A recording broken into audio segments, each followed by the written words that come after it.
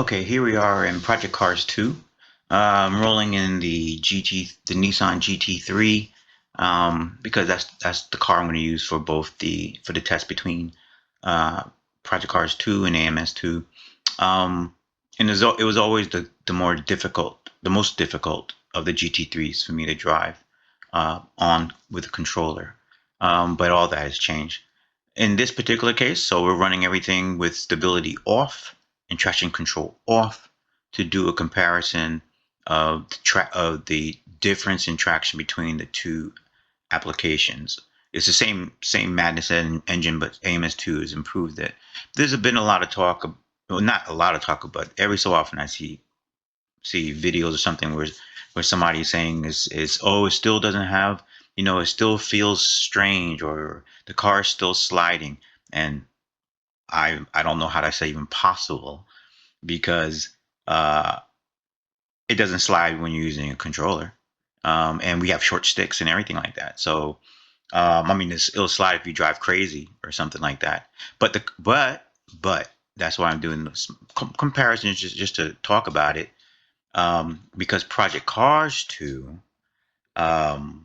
was known to be slidey at times, or where you would break traction so quickly and then sometimes you could control it.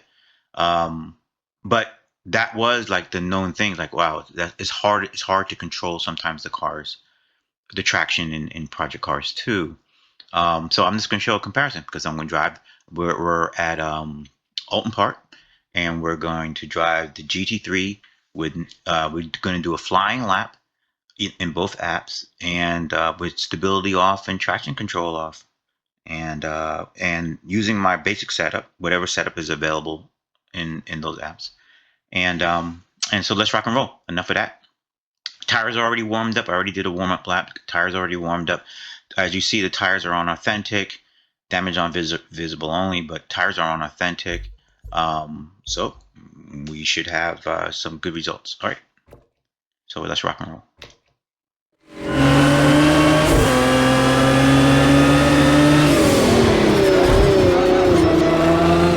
So already it's hairy and scary. We'll see how it turns out.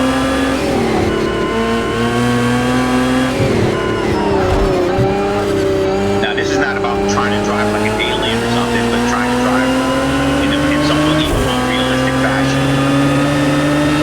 Because in the real world, GT3, you have to spinning in 2 seconds. You don't know what you're doing. Well, which is most people don't know what they're doing. In the real world.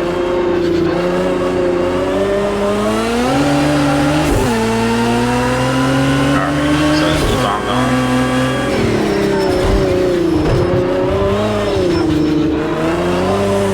Straight out of line. And I chose July 4th. So it's like the hottest time of the year, as the track temperature slowing down to minus 0. So that way we have the most optimal tire scenario as far as just doing a quick hot lap or flying lap.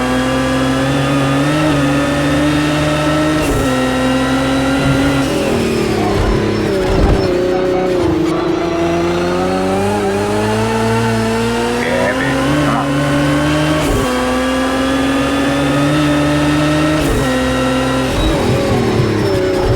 Cut it in.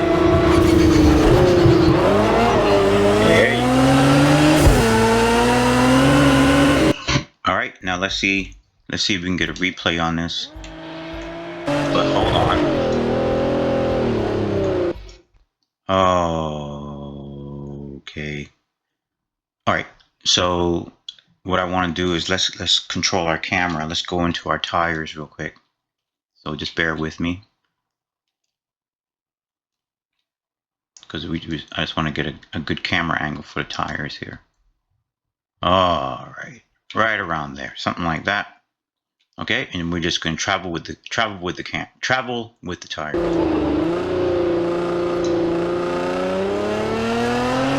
So you can see how they flex when they do their slip and all this other stuff. It is not just a visual thing; it's the tire is actually reacting the way it's supposed to, which is telling you what the car is.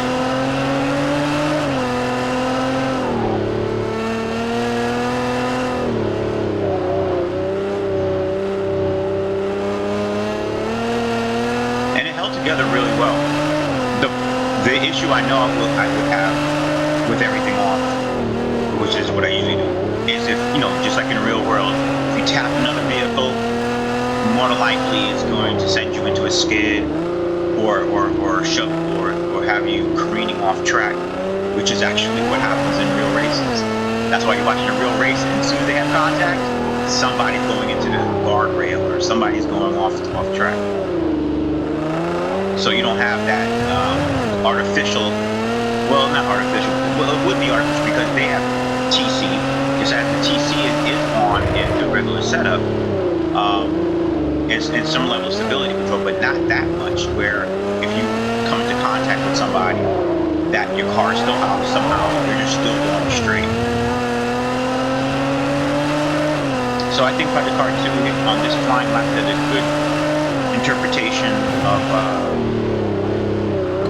being nice and grippy on a hot day. To me, I think it's actually maybe even too much grip. Why?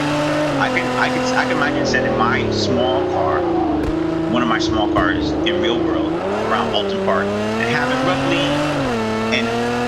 the same amount of traction as this GT3 just did.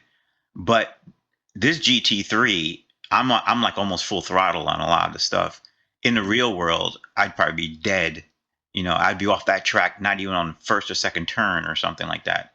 So I'm just saying, so if people talking about things slipping, well, here we are at Project Cars 2, and with no assist and no traction control turned on as far as in software, as far as that's concerned. And we didn't have any problem with breaking out, and I'm mashing on the throttle and stuff. So let's take a look at AMS2 and do a comparison. I'm trying to put the same day, same type car, blah, blah, blah, blah, blah. All right. All right, here we are now in AMS2, and just as I said, we have stability, we have anti-lock on, but we have stability control off, and we have traction control off. And the tires are set to, set to off. Here you go. Tires are set to authentic. All right, same as what we had in Project Cars 2.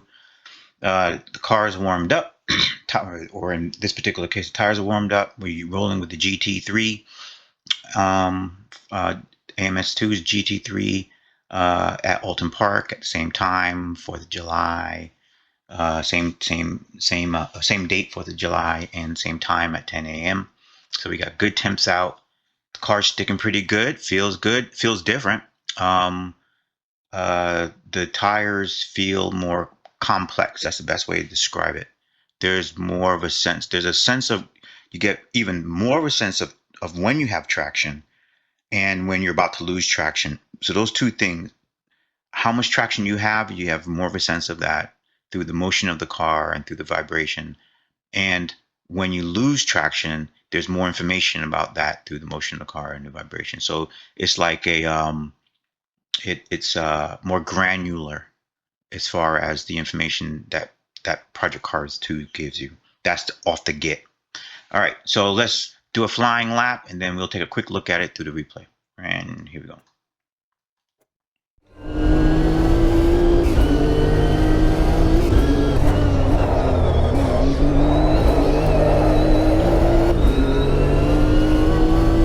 Right, so one thing I can say is that the tires are not as forgiving.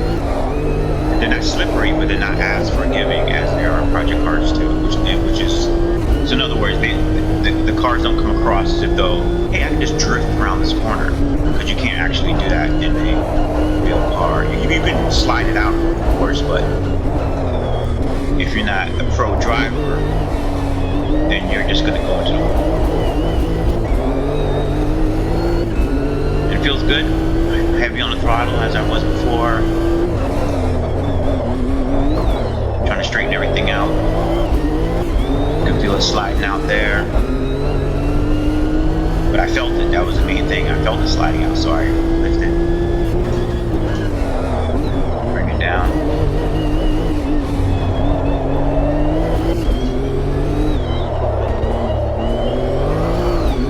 See, you hear it? So I was sliding out, but I immediately heard what was going on. I felt it in the controller. I visually saw what the car was doing, all keeping me from being turned into a pretzel.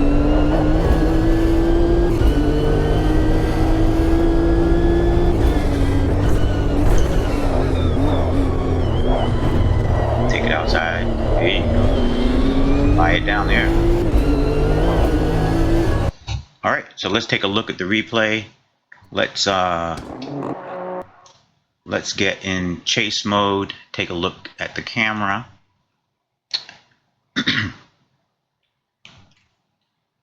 So bear with me for a second. As we, just to see what type of information the tires are giving us about what the car is doing or experiencing. That should be good enough for what we need to do. All right. So here's our flying lap, I believe.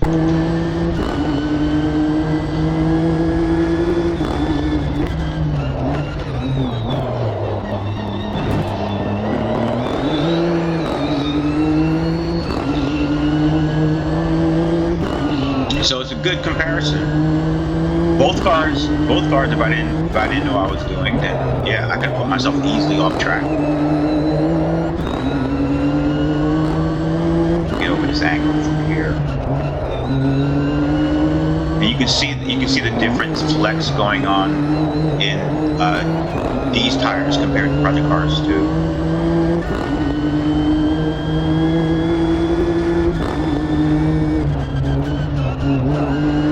So that visually is telling you what the car is experiencing, right?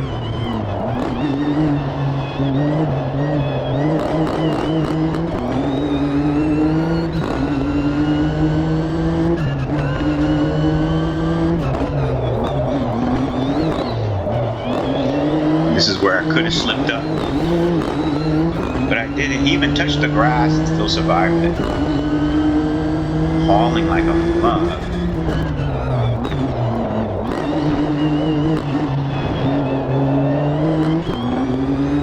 Alright, then bring it all the way around.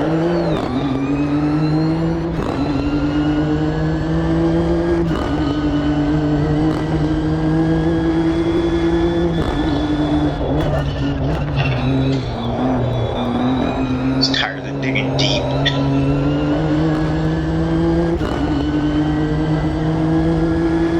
Come on. You can do it. Survive this one corner.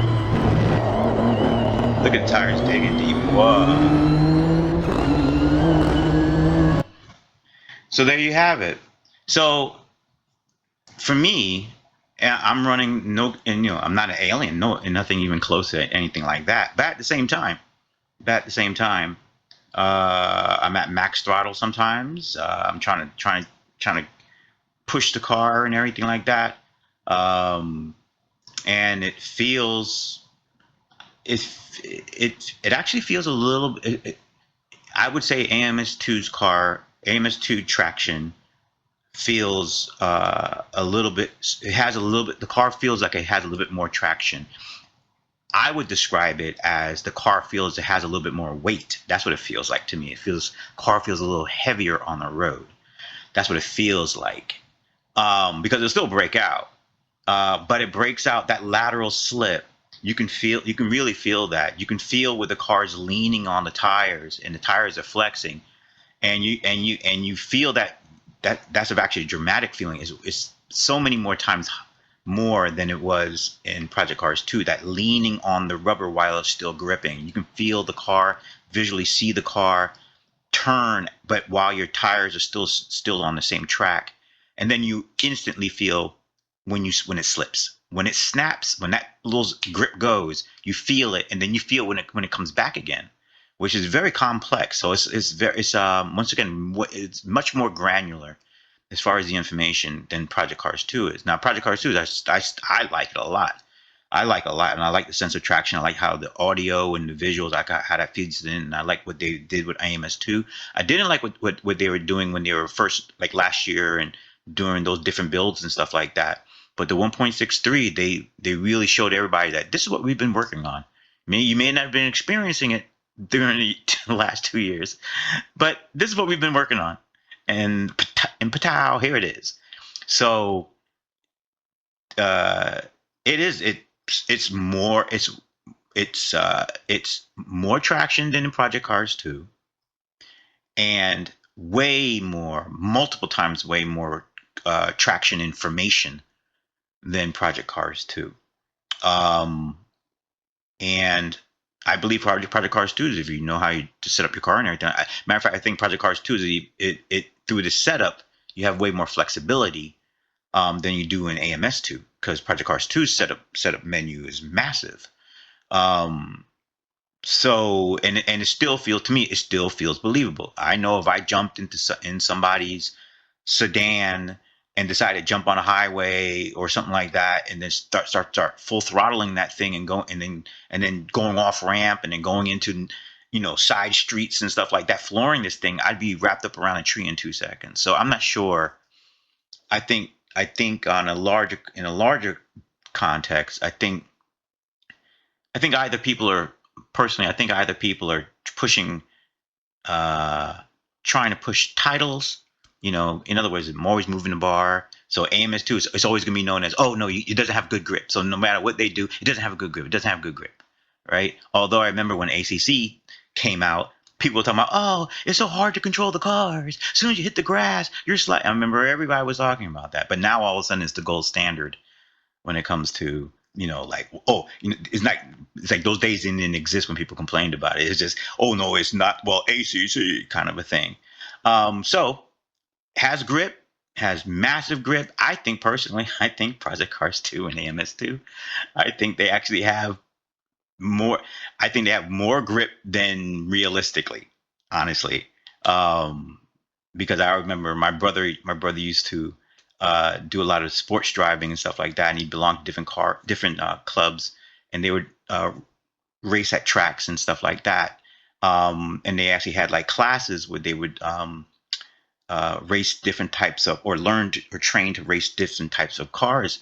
And one of the first things he told me was, is like the banks on for what was it, not Daytona type, but like track racing. And he said, you think it's simple going around that corner, right? And I'm like, yeah. Now that's when I was little. I was like, yeah. Can't you go fast? And he's like, he said, if you even touch the throttle the wrong way, you're immediately going to go into a spin. And that always stuck with me. I was like, oh wow, I didn't know that. And then when I started watching car races, I started paying attention to that. Oh yeah, I see that. You know, is that if they do something wrong, even if with no contact, they can throw themselves into a spin just like that, right? And if that happened, I just bring that up because if that happened in a sim, people would freak out. Oh my God, there's no control. Although the sim would be literally simulating what happens in the real world on track. People wouldn't, sim racers wouldn't stand for it. And that's why, and the last thing I'll say on that is I just wonder sometimes if people just don't want to have like stability control on all the time. In other words, oh, so you want that much traction? Okay, why don't you just have stability control on, traction control on, all that stuff on by default, right? But then somebody would say, but that's not realistic. Hey, you got to pick and choose what you want. Anyway, because when you make stuff too rigid, when you make a car too grippy and stuff like that, it can feel like it's on rails. AMS2 does not feel like it's on rails. It will kill you, but at the same time, it's extremely believable. As well as Project Cars 2 was very believable in this time, and the 2 is still hot. All right, so that's it. Hopefully, that was a very fun video and interesting dialogue for you.